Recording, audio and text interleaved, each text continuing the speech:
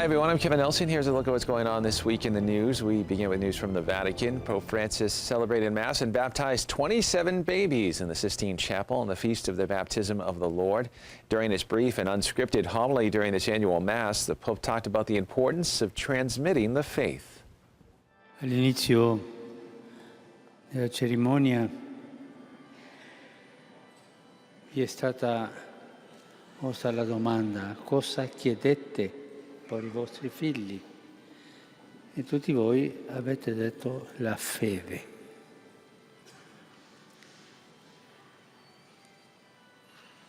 Voi chiedete la fede alla Chiesa per i vostri figli e oggi loro riceveranno lo Spirito Santo, il dono della fede nel suo cuore, nella sua anima.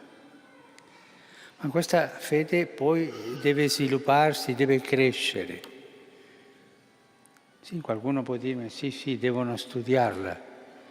Sì, quando andranno al catechesimo studieranno bene la fede, impareranno la catechesi. Ma prima di studiare, la fede va trasmessa.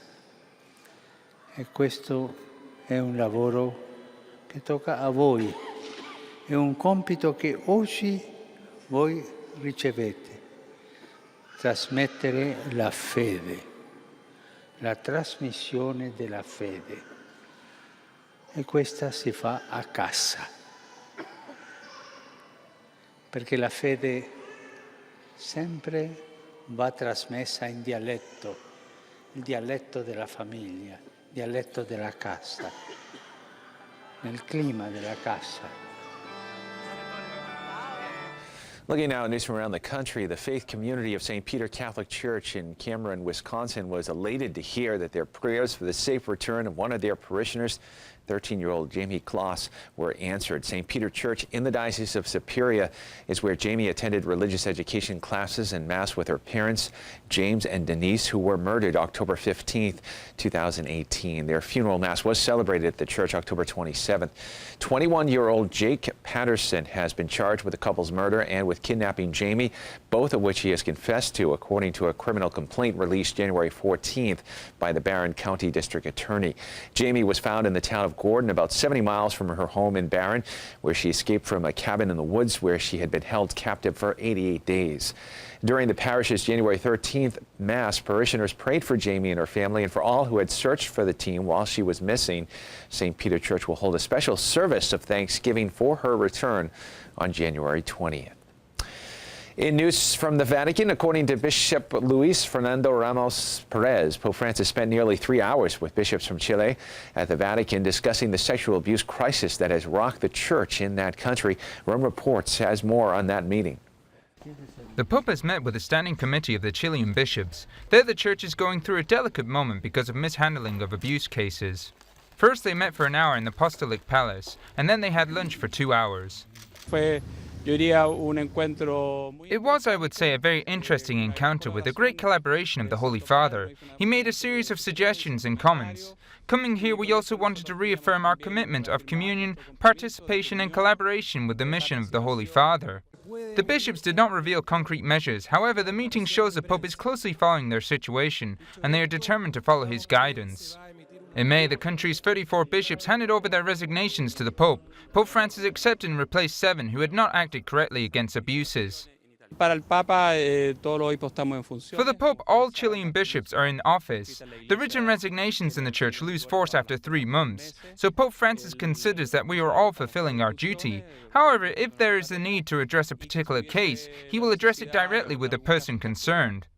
Among the participants was the Archbishop of Chile's capital, Cardinal Ricardo Azati, 77 years old. He has now reached retirement age, and the Pope is looking for a candidate to fill his position. Cardinal Azati has been heavily criticized for his handling of sexual abuse cases in his diocese. He was subpoenaed in October by Chilean prosecutors and said he would cooperate in the investigation. However, he invoked his right to self-incrimination and chose not to testify until authorities issue a ruling on the request for a definitive dismissal of the charges against him. And finally in the news, the Reproductive Health Act, also known as RHA, recently introduced in the New York State Legislature, is being called by some pro-life advocates as a great blow to the pro-life community.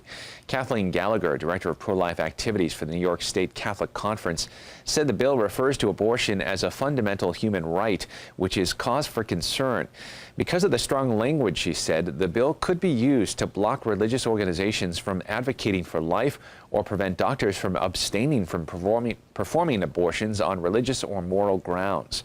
The RHA also repeals the current state requirement that only a licensed physician can perform an abortion and repeals the current law that states third trimester abortions can only be performed in cases where the mother's life is in danger.